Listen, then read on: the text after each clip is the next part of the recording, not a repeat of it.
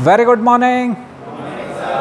तो आजकल देख रहे हैं एयर ब्रेक सिस्टम या पावर ब्रेक। जितने भी बड़े ट्रक और बसें हैं उनके पीछे लिखा रहता है क्या, पावर ब्रेक। वो वाला सिस्टम है ये। तो जिसमें कि ब्रेकों को एक्चुएट करने के लिए कंप्रेस्ड एयर का प्रयोग किया जाता है। तो फर्स्ट इस पूरे एयर ब्रेक को समझने के लिए इसमें जो सबसे ज़रूरी है क्या है, कंप्रेस्ड एयर। तो सबसे पहले समझना है एयर सप्लाई सिस्टम। इसको हम कई भागों में तोड़ सकते हैं। ये इतना बड़ा डायग्राम तुम्हारी क्या किसी की भी समझ में नहीं आएगा, पर जब हम इसे छोटे छोटे पार्ट में तोड़ लेंगे तो समझना आसान हो जाएगा। आ रही बात समझ में? तो पहला तोड़ते हैं कंपोनेंट। कल मैंने सारे बता दिए थे कि इसमें क्या क्या कंपोनेंट है। सबसे ज़रूरी है air compressor, then air dryer, purge control valve, purge tank, ये बहुत बड़ा अपने आप में है। Sensing tank, sensing reservoir, system protection valve, then service tank first, service tank second, यानी एक फ्रंट एक रियर, एक अदर एसेसरीज के लिए like power clutch, exhaust brake, air suspension और जो भी चीज़ें हैं सबके लिए जब न्यूमेटिक प्रेशर चाहिए, कंप्रेस्ड एयर चाहिए, तो वो कंप्रेस्ड एयर हमारे वाहन में होनी भी चाहिए, टैंक में। तब सारे ऑपरेशन एक साथ होंगे। क्लच भी बार बार यूज करना है, बार बार ब्रेक यूज होने हैं और बार बार सस्पेंशन की स्प्रिंगों को ऊपर नीचे करना है या लिफ्ट एक्सलों को ऊपर और नीचे करना है according to situation, according to driving condition. Lift axle को ऊपर उठाना है, कंप्रेस्ड एयर चाहिए, एयर रिलीज करनी पड़ेगी। फिर उसे टच करवाना है तो बलून में या वो एयर स्प्रिंग्स में हवा भरनी होगी। तो ये है sensing tank, reservoir, service reservoir. अब इन जो भी सर्विस रिजर्वॉयर है, सर्विस रिजर्वॉयर में क्या हवा की मात्रा कितनी है, उसमें प्रेस जो वाहन निर्माता द्वारा निर्धारित है उतना एयर प्रेशर है या नहीं, इसकी सूचना देने के लिए डैशबोर्ड में एयर प्रेशर गेज लगे हुए रहते हैं। ये यहाँ इस तरह से दिखाए हुए हैं, मगर ये होते कहाँ हैं? ये इंस्ट्रूमेंट क्लस्टर में डैशबोर्ड पे होते हैं, ताकि ड्राइवर की नज़र इस पर पड़ती रहे। इसके अलावा लो प्रेशर का स्विच, एक लाइट भी होती है जो जलती है और एक बीप की आवाज़ आती है। ये मैंडेटरी है, ये इंटरनेशनल सेफ्टी स्टैंडर्ड है कि यदि वाहन के अंदर पावर ब्रेक वाले, एयर ब्रेक वाले वाहनों में एयर प्रेशर लो है तो इसकी सूचना ड्राइवर को मिलनी चाहिए, ताकि ड्राइवर सतर्क हो जाए और अपना प्रेशर को मेंटेन करे या वाहन को किसी तरह से पार्क करे और चेक करे कि एयर प्रेशर लो क्या कारण है, कैसे एयर प्रेशर लो है। यदि एयर प्रेशर लो होगा फिर यह वाहन अनियंत्रित हो जाएगा। भले ही आजकल फेल सेफ ब्रेक्स हैं, यदि वाहन खड़ी स्थिति में लो प्रेशर हो गया, हो ही जाता है, प्रेशर ड्रॉप हो जाता है, वो कोई बात नहीं, स्टार्ट करके एक 5 से 10 मिनट गाड़ी को स्टार्ट रखा जाता है। 5 मिनट कम से कम, यदि वो लो प्रेशर है तो तब तक स्टार्ट रखें जब तक कि वो बत्ती बुझ जाए लो प्रेशर वाली और बीप भी बंद हो जाए और गेज भी दिखाएं कि वो ग्रीन सिग्नल्स में होने चाहिए। यानी किसी में 8 बार का प्रेशर हो सकता है, किसी में 10 बार का प्रेशर हो सकता है, किसी में 12 बार का, 15 बार का, वो एज पर वाहन निर्माता। और ये जो कंपोनेंट हैं ये भी ज़रूरी नहीं है कि सब एक ही जैसे होंगे। ब्रेक पार्ट्स मैन्युफैक्चरर बहुत सारी कंपनियां हैं, OEM, ओरिजिनल इक्विपमेंट मैन्युफैक्चरर। वेपको का हो सकता है अलग किस्म का ब्रेक वाल्व हो और बेंडिक्स का अलग किस्म का हो और दूसरे कंपनीज़ का अलग किस्म का हो, पर कार्य सिद्धांत सभी का एक ही जैसा होता है। आ रही बात समझ में? तो सबसे पहले air supply system, then service brake, then parking break.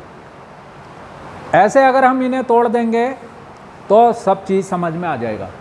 सबसे पहले सिस्टम में कौन कौन से पार्ट्स हैं और उनका क्या काम है, ये मालूम होना ज़रूरी है। इन एयर प्रेशर गेजेज से ये जो आवाज़ आ रही है कंप्रेस्ड एयर, वो जा रही है एक डुअल ब्रेक वाल्व में। Dual brake valve brake pedal के नीचे लगा हुआ है। ब्रेक पैडल बोल दो या उसका नाम है ट्रेडल। क्या है? ट्रेडल। ट्रेडल इस तरह का है जिसके ऊपर पैर रखते हैं, वो पिवट है एक जगह पे, उसके नीचे रोलर है और वो रोलर दबा रहा है प्लंजर पिस्टन को। प्लंजर पिस्टन वगैरह सब ये डुअल वाल्व के अंदर हैं। इस डुअल ब्रेक वाल्व में प्लंजर है, यानी प्राइमरी पिस्टन भी बोल देते हैं उसको, उसमें इनलेट एग्जॉस्ट वाल्व हैं, फिर नीचे रिले पिस्टन है, जो कि दोनों सर्किट अलग अलग हैं। एक फ्रंट का सर्किट है और दूसरा रियर का सर्किट है। तो सारे सर्किट, दोनों सर्किट अलग अलग हैं। ये फ्रंट का सर्किट है, आया है ब्रेक वाल्व के थ्रू ही, देख रहे हो। ये चित्र लगाने का मतलब ये है, ये सिस्टम प्रोटेक्शन वाल्व का जो मुख्य कार्य है वो इन टैंक में, पूरे सिस्टम में एक निर्धारित प्रेशर को बनाए रखना, इससे ज़्यादा प्रेशर ना हो, ये है काम सिस्टम प्रोटेक्शन वाल्व का। इधर से ये ब्रेक वाल्व में आता है। ब्रेक वाल्व से जब ब्रेक एक्चुएट होते हैं तभी ये फ्रंट के ब्रेक चैम्बर्स और रियर के ब्रेक चैम्बर्स में जाती है हवा, और वो कंप्रेस्ड एयर फिर उधर डायफ्राम को चला के, पुश रॉड को चला के, स्लेक एडजस्टर को चला के, तब फिर उससे वो केम साफ्ट को चलाकर एस केम को ऑपरेट करती है। 1 बाय 1 इसका कार्य सिद्धांत फिर धीरे धीरे समझ में आता रहेगा कि ये पीछे जो डुअल चैम्बर है या डबल चैम्बर ब्रेक एक्चुएटर हैं, इसकी संरचना, सिंगल चैम्बर ब्रेक एक्चुएटर की संरचना और इनका कार्य, ये धीरे धीरे समझ में आ जाएगा। अब जितना ज़रूरी है कि ब्रेक जल्दी से लगें, क्विक रेस्पॉन्स दें, उतना ही ज़रूरी है कि फुट पेडल से पैर हटाने के बाद ब्रेक रिलीज भी हो जाए, अन्यथा वो ड्रैगिंग करेंगे, ड्रैग करेंगे। जब ब्रेक लग के चलते हैं वो फेनोमेना क्या कहलाता है? Break drag. ब्रेक ड्रैग होगा, पहिया चलेगा ही नहीं, क्योंकि ब्रेक शू ने अभी तक उसको पकड़ा ही हुआ है ड्रम को, तो पहिया आगे को नहीं चलेगा और ड्राइवर एक्सीलेटर दे रहा है।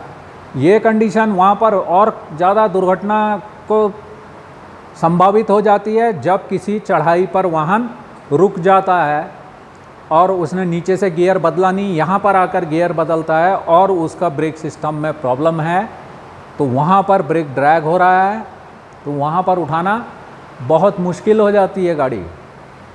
तो उसके लिए ज़रूरी है कि इसके अंदर क्विक रिलीफ वाल्व भी हैं, जो कि जल्दी से इन चैम्बरों में गया हुआ जो कंप्रेस्ड एयर गई है उसको जल्दी से रिलीज कर दें, ताकि डायाफ्रामों के ऊपर कोई भी जोर ना हो और स्लेक एडजस्टर अपनी स्थिति में आ जाए और एस केम भी रिलीज पोजीशन में आ जाए, ताकि जो व्हील, जो ब्रेक शू रिट्रैक्टर स्प्रिंग है वो वापस ब्रेक शू को अपनी जगह पर खींच के ले आएगा। इसलिए ये ज़रूरी है कि इसके सारे पार्ट्स प्रॉपर वर्किंग करने वाले, वर्किंग कंडीशन में होने चाहिए। अंडरस्टैंड? कहीं से भी एयर प्रेशर लीक नहीं होना चाहिए। प्रत्येक टैंक में, चाहे वो सेंसिंग टैंक है चाहे वो सर्विस टैंक है, इसमें जब एक्सेस हवा हो जाती है तो एक रिलीफ वाल्व भी है। जैसे अभी एयर कंप्रेसर चलाया था तुमने और लग गए थे दूसरे काम में और कंप्रेसर चलने में था, उसका सेफ्टी वाल्व खुला। इसी तरह से जो एक्सेस प्रेशर है वो सेफ्टी वाल्व के खुलने से उसमें एक स्प्रिंग होती है, एक बॉल होती है, जो कि नीचे एग्जॉस्ट पोर्ट को उसने बंद कर रखा है, और जब प्रेशर उसके अंदर निर्धारित मात्रा से ज़्यादा हो गया तो वो हवा का दबाव उस बॉल पे पड़ता है और स्प्रिंग सिकुड़ती है, बॉल अपनी सीट से उठती है और वो एक्सेस प्रेशर एग्जॉस्ट हो जाता है। समझ में आई? आजकल ऐसा बचाने के लिए इससे एयर कंप्रेसर में एक गवर्नर लगा रहता है ताकि एक्सेस एयर जाए ना, सिस्टम प्रॉपरली काम करे।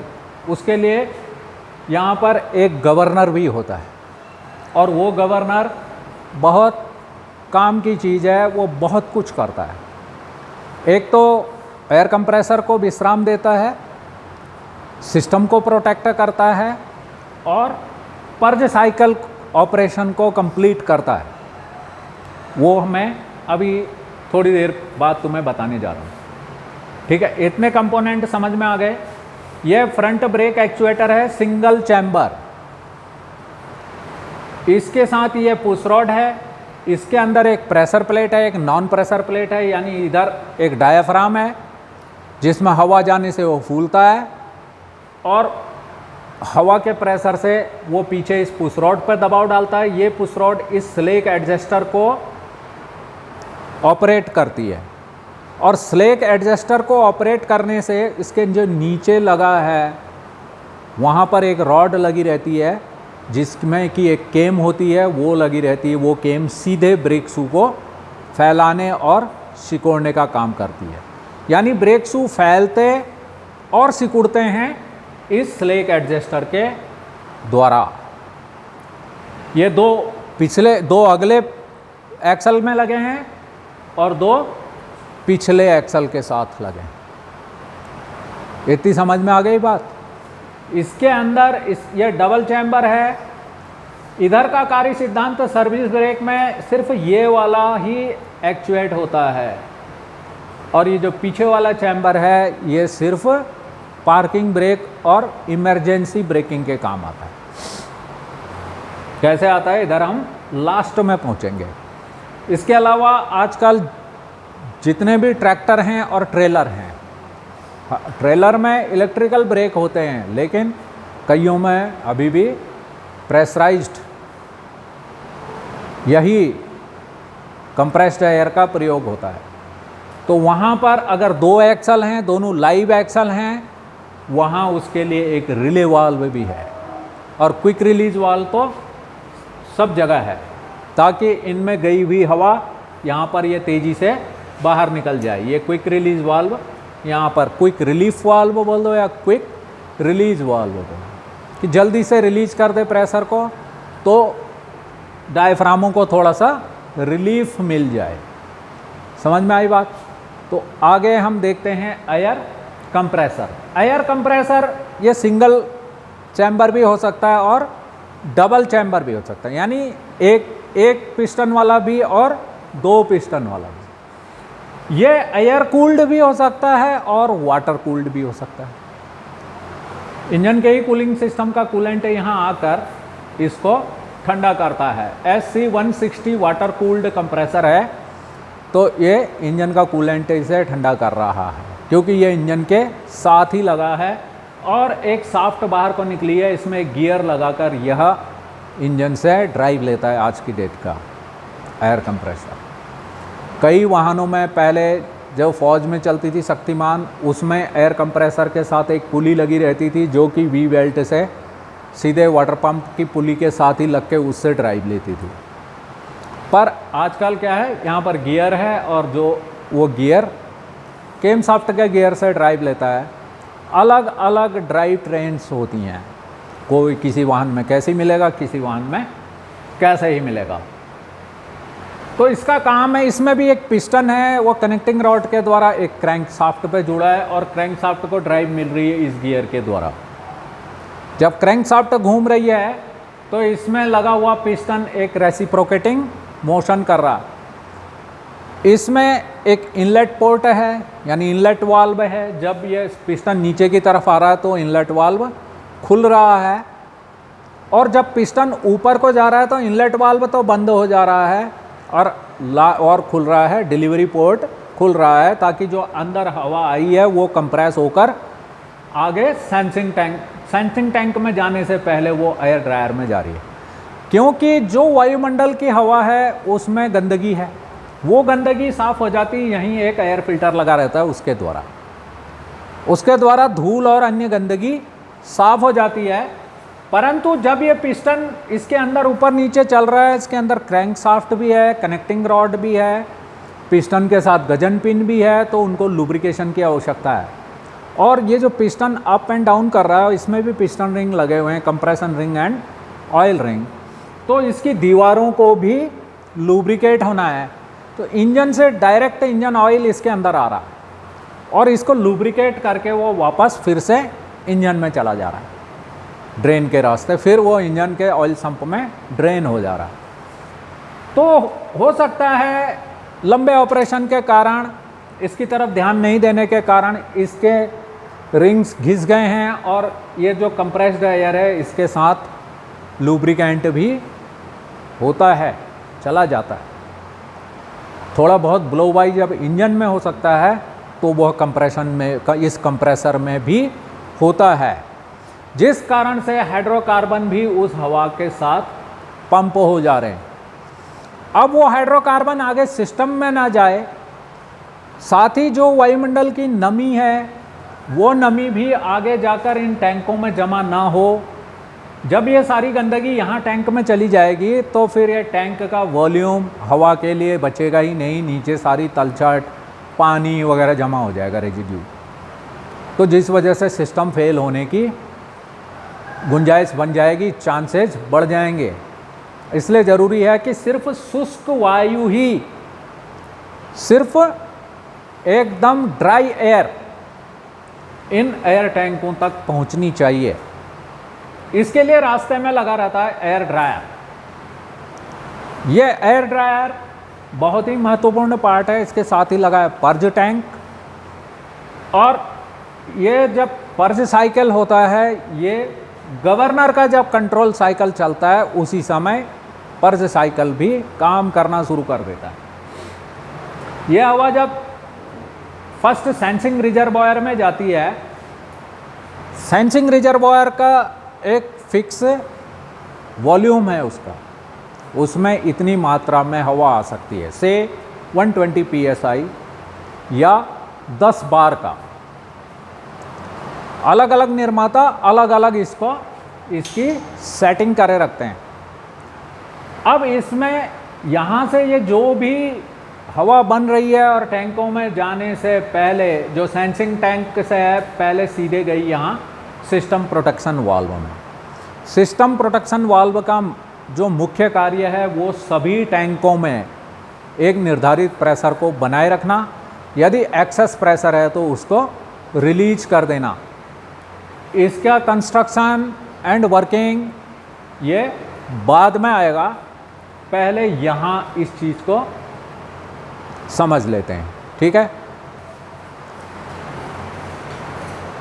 एयर कंप्रेसर इंजन से ड्राइव लेकर हवा बना रहा है, वो इस एयर ड्रायर में जा रही है, एयर ड्रायर से साफ होकर वो सेंसिंग टैंक में जा रही है।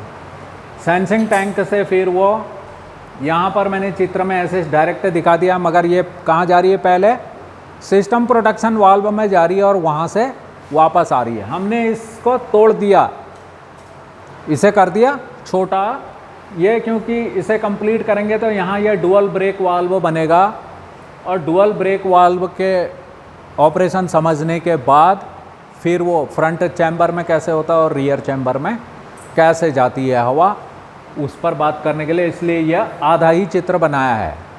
समझ में आ रही है? जब इस सेंसिंग टैंक का प्रेशर पूरा हो गया,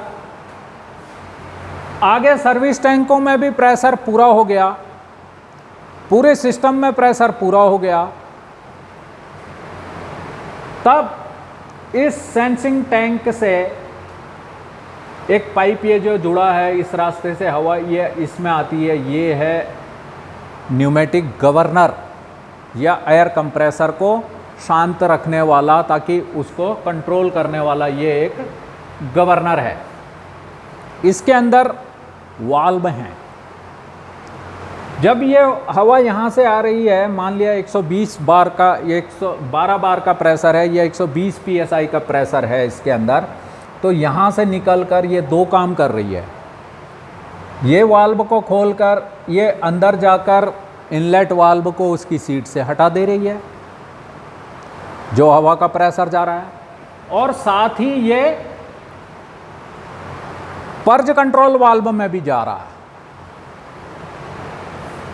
ये compressed air purge control valve में भी जा रही है। जब वो इनलेट वाल्व उसका खुला ही रह रहा है तो पिस्टन नीचे को जा रहा है, हवा उसके अंदर आ रही है, ऊपर कर रहे तो वो कंप्रेस नहीं हो रही है। यदि इसमें 2 सिलेंडर हैं तो वो सिलेंडर टू सिलेंडर घूमती रह जा रही है, आगे सिस्टम को नहीं जा रही है। तब जाएगी जब ये पर्ज साइकिल पूरा हो जाएगा, हवा का दाब जब कम हो जाएगा, तब फिर से जो इनलेट वाल्व के ऊपर प्रेशर है वो रिलीज होगा, तब इनलेट वाल्व अपनी सीट पर बैठेगा और तब वह कंप्रेशन के टाइम पर बंद रहेगा और डिलीवरी पोर्ट से प्रेशराइज्ड एयर आगे सिस्टम में सेंसिंग टैंक को जाना शुरू हो जाएगी। समझ में आ रही है? सबसे पहले पर्ज साइकिल समझने से पहले ये समझना ज़रूरी है गवर्नर की कार्यप्रणाली।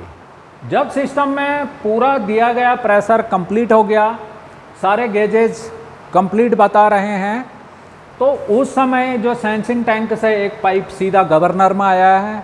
जब एयर प्रेशर वापस गवर्नर में आता है, गवर्नर के पोर्ट खुलते हैं जिसमें से हवा एक रास्ते से सीधे पर्ज कंट्रोल वाल्व की तरफ चली जाती है और एक पैसेज के थ्रू इनलेट वाल्व को उसकी सीट से हटा देती है, जिससे कि फिर डिलीवरी नहीं हो पाती, क्योंकि हवा कंप्रेस ही नहीं होगी। तो जब कंप्रेस नहीं होगी तो फिर डिलीवर भी नहीं होगी। वो खाली पिस्टन अपने अक्ष पर चलता तो रहेगा मगर हवा नहीं बनाएगा आगे सिस्टम के लिए।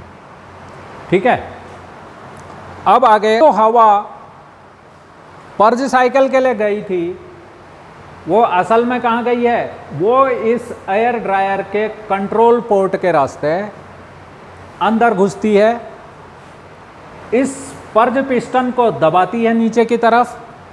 जब ये पिस्टन नीचे की तरफ दबता है तो इसका गवर्नर, ये टर्बो कंट्रोल वाल्व, इसमें भी इनलेट एग्जॉस्ट वाल्व हैं, उसको बंद करता हुआ इस रास्ते को बंद कर देता है। अब जो यहाँ से सप्लाई पोर्ट के रास्ते से हवा जा रही थी, एक्चुअली ये एयर ड्रायर काम कैसे कर रहा है? सप्लाई पोर्ट के रास्ते से जो हवा जा रही है इसके अंदर, उसमें जो भी ऑयल के रेजिड्यू हैं वो ये स्टेनर साफ़ कर दे रहा है, यानी ये ऑयल को छानने वाला है। ये जितने भी हाइड्रोकार्बन्स हैं उनको ये नीचे रख दे रहा है। ये नीचे जो है इसका संप है, ताकि जो भी गंदगी है वो इसके नीचे जमा हो जाए। यहाँ से जब ये इसके अंदर के हाइड्रोकार्बन ऑयल के कण यहाँ नीचे रह जाते हैं, उसके बाद जो हवा है वो ये डेसिकेंट कार्टेज के रास्ते अंदर घुसती है। अब ये डेसिकेंट कार्टेज का जो मुख्य कार्य है ये है नमी को सोखना, नमी को सोखना। अब इसके अंदर से हवा पास होकर यहाँ एक सिंगल चेक वाल्व है और उसके अगल बगल एडजेसेंट छोटे छोटे ओरिफिसेस हैं, होल हैं। इसके रास्ते से ये इस पूरे सिलेंडर में भर जाती है, यानी ये पर्ज वॉल्यूम लिखा हुआ है तो ये यहाँ पूरी हवा भरी है। और वो ड्राई एयर जो इसके अंदर से निकल के आई, यहाँ उसकी सारी धूल, गंदगी, हाइड्रोकार्बन्स, जो भी लुब्रिकेंट इसके अंदर चला गया था वो तो यहाँ नीचे इसके संप में रह गया तलछट। जो नमी थी वो इस डेसिकेंट कार्टेज ने वो नमी सोख ली, एब्जॉर्प्शन हो गया। डेसिकेंट कार्टेज जो नमी को सोखता है वो क्रिया कहलाती है एब्जॉर्प्शन। एब्जॉर्प्शन का मतलब है सोख लेना, इसने नमी को सोख लिया। अब ड्राई एयर इस ओरिफिस एंड चेक वाल्व के रास्ते से पहले तो ये पर्ज वॉल्यूम में बन गई, फिर जैसे ही ये खुला इस रास्ते से आई, यहाँ ये फिर सिंगल चेक वाल्व है, इसे खोलते हुए ये डिलीवरी पोर्ट से आगे सेंसिंग टैंक को चली गई। ये काम था, इतना काम करता है ये कब? जब ये एयर को ड्राई करता है। फिर ये एयर को ड्राई करते करते खुद भी ये बंद हो जाता है। इसके अंदर बहुत सारी गंदगी हो गई और यहाँ काफ़ी नमी हो गई। अब इसका निकलना भी ज़रूरी है। तो इसके अंदर का जो सारी गंदगी साफ हो रही है वो कहलाती है purge cycle. Purge cycle operation में ये कार्टेज भी फिर से रिचार्ज हो जाता है और इसके अंदर की गंदगी सारी की सारी बाहर निकल जाती है, यानी एटमॉस्फेयर में चली जाती है या पर्ज टैंक में चली जाती है, वहाँ से भी वो बाहर निकल जाती है। समझ में आ रही बात? तो नॉर्मल ऑपरेशन में सप्लाई पोर्ट से हवा गई इसके अंदर, तब ये वाल्व खुला है, इस रास्ते से हवा इसके अंदर गई, जो गंदगी थी वो ये ऑयल स्टेनर ने छान ली, नीचे गिर गई संप में, बाकी हवा इस कार्टेज के थ्रू अंदर घुसी, यहाँ उसकी नमी को सोख लिया गया एब्जॉर्प्शन के द्वारा, बाकी ये orifice and single check valve से निकलकर इस एरिया में भर गई। यहाँ वॉल्यूम ज़्यादा हुआ, ये सिंगल चेक वाल्व है, ये खुला, एक ही तरफ को खुलता है। सिंगल चेक वाल्व मतलब जो एक ही तरफ को खुलता है। डबल चेक वाल्व एक रास्ते को बंद करेगा, दूसरे को खोलेगा। ये खुला, सीधे डिलीवरी पोर्ट से हवा चलेगी सेंसिंग टैंक में, सेंसिंग टैंक से वो फिर सर्विस टैंकों में चलेगी थ्रू सिस्टम प्रोटेक्शन वाल्व। अब सारे टैंक फुल हो गए, सिस्टम प्रोटेक्शन वाल्व के सारे रास्ते बंद हो गए। उसने कहा नहीं चाहिए जी, तेरी हवा हमें नहीं चाहिए, दरवाज़ा बंद है। अब कहाँ को जाएगा बंदा? जो हवा सेंसिंग टैंक में है वो वापस गवर्नर में गई, गवर्नर से उसने इनलेट पोर्ट को खोल दिया उधर कंप्रेसर के, और एक हवा आ गई इस कंट्रोल पोर्ट के रास्ते से एयर ड्रायर में। यहाँ आकर इसने ये पर्ज पिस्टन को ड्राइव चलाया, पर्ज पिस्टन नीचे को आकर उसने मेन पोर्ट बंद कर दिया। अब हवा आगे जाना तो बंद हो गई है, और नीचे को आकर इस पर्ज वाल्व को खोला, और जो भी गंदगी यहाँ थी तो वो गंदगी सारी की सारी इस रास्ते से निकल गई। पर एक बात और ध्यान देने वाली है कि यहाँ कुछ हवा का वॉल्यूम है और यहाँ से हवा इधर नहीं जा रही है, तो ये सिंगल चेक वाल्व भी बंद है। अब यहाँ ये पर्ज पिस्टन खुल गया है और पर्ज पिस्टन ने पर्ज वाल्व को खोल दिया है, तो इसके अंदर जो हवा है वो फिर से इसके अंदर जाकर इस कार्टेज में जो भी नमी है उसको साफ करते हुए प्रेशराइज्ड यूं नीचे लाकर इस संप में फेंक देती है, और वो सब इस पर्ज वाल्व के रास्ते से बाहर निकल जाता है। ये प्रक्रिया कहलाती है पर्ज साइकिल, और ये हो जाती है 25 सेकंड में कंप्लीट। जो पर्ज साइकिल है वह 25 सेकंड में कंप्लीट हो जाता है। ठीक है, तो आगे पढ़ेंगे हम। अब वो सिस्टम में चली गई है, वहाँ से वो किस तरह से डुअल ब्रेक वाल्व में आती है, और डुअल ब्रेक वाल्व से कैसे फिर फ्रंट एंड रियर ब्रेक का एक्चुएशन होता है। So it's enough for the day. Have a great day.